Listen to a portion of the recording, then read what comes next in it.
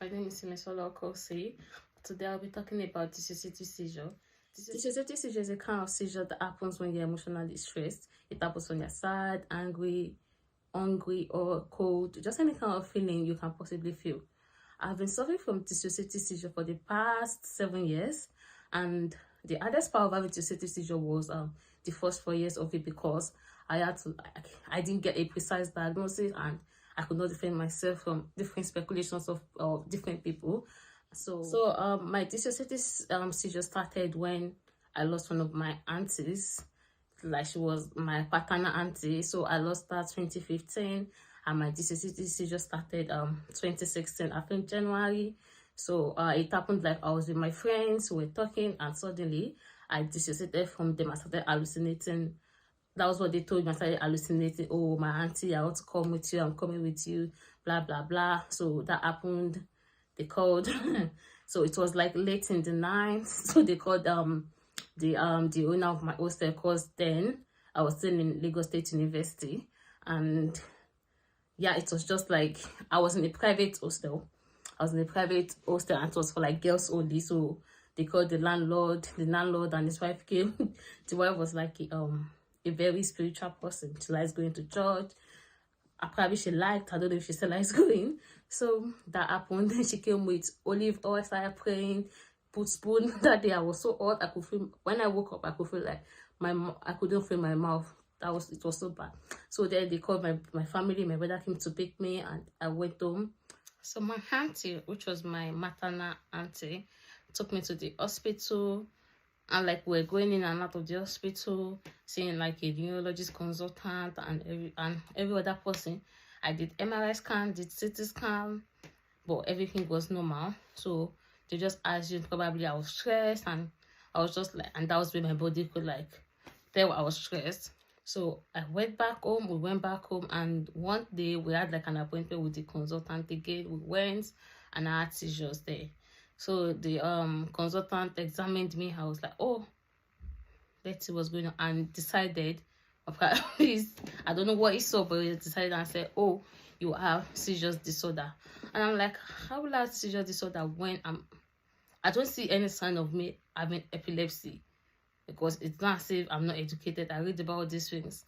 So yeah, okay, you know better than me. So I kept like using the drug and like just living my life. Then fast forward to 2019, I lost another of my aunties, which is from my father's side. She was another of my favorite auntie, and her death was painful. It was actually painful. So my parents didn't even know how to tell me when she died. They were just like hiding it. He already told my siblings, apart from my junior brother, but they already told my other siblings. And I'm like, okay. So my cousin, which is practically like my brother, stays with us. He just came to my window and said, oh, Toyo, do you know that this sister is dead? I'm like, which of daddy's sister? He said, I ran to my dad's place. Before, when I got there, my dad's eyes were already as big as this. He already cried. He was already sad. So I'm like, Daddy, is it true? Then they were like, is it true that I said, is it true that this person is dead? He just kept looking. My mom already heard me. She was already thinking that, oh, what will be going on? The next thing was I fell flat on the floor, bang, and it was tiles. Like, so I hit my head on tiles. I was just like, he shouted. My mom came. My mom started insulting my cousin. Like, oh, why did you tell her? I didn't know. We didn't want to tell her. But he didn't know. He just told me innocently.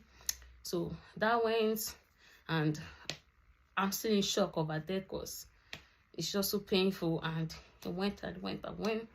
Fast forward to 2020, when I came here, when I came to the UK. So I was there. I kept having seizures. So there was this time I had seizure, and they took me to the hospital, and then they admitted me. I was in the hospital, I think, for like 2 weeks. And then I was like, my mom was worried. My auntie was worried. Like, my auntie over here was worried. Then I'm like, I was just there. So they gave me another type of seizure drugs, which is called carbamazepine. So I was using that. That was what I was using then, because they didn't have Tegretol over here. They use carbamazepine, but I think carbamazepine is another type of Tegretol product. I don't know if it's the same brand, but they shout Tegretol carbamazepine on the pal. on the carton. So that one went and I started using that. And yeah, after then I've been okay, I've been fine. I started seeing the neurologist consultant over here, and I went to one, I think 2020, I think August 2020. Went and it was like, oh, it does not seem sign of epilepsy in me. So he speculated dissociative seizure. Then and told me that, oh, slowly withdraw from these drugs you use, because then the drugs were not helping me again. I just kept having seizures back to back, like every day I had seizure, every day I had seizure. So I withdrew from it. And one thing about this this dissociative seizure is, have good and loving people around you. Have like people that will always be there for you no matter what. People that won't think, oh, that won't be thinking about the negative part of your illness, but think about the positive part of it. Moving on to the next, 2021, I lost my auntie. Guess which auntie? The auntie that used to follow me to the hospital when I was in Nigeria. The auntie that was my mother. My biological mother just gave birth to me, but she was my real mother.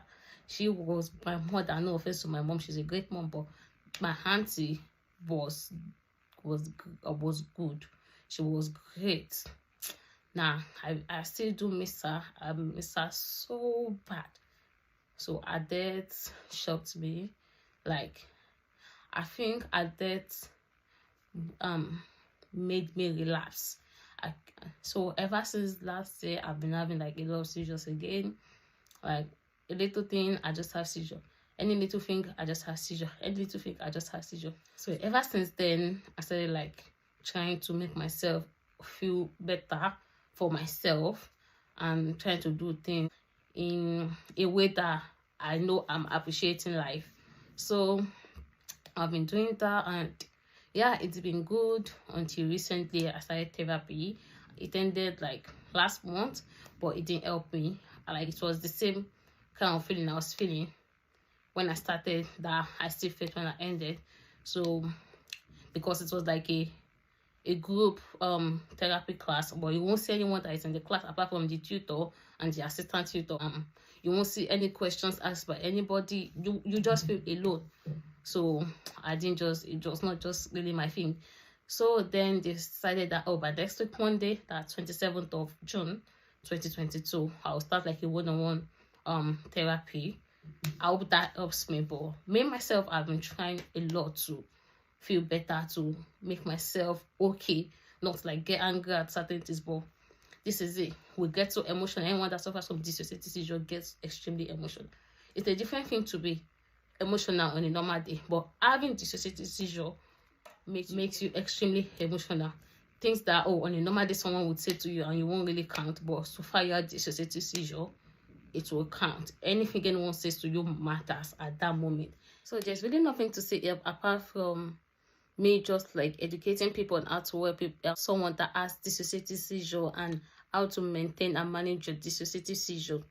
So yeah, that'll be it. And in my next video, I'll be showing you some videos of when I had seizures, and how it happened, how I came out of it, and what happened after I came out of it.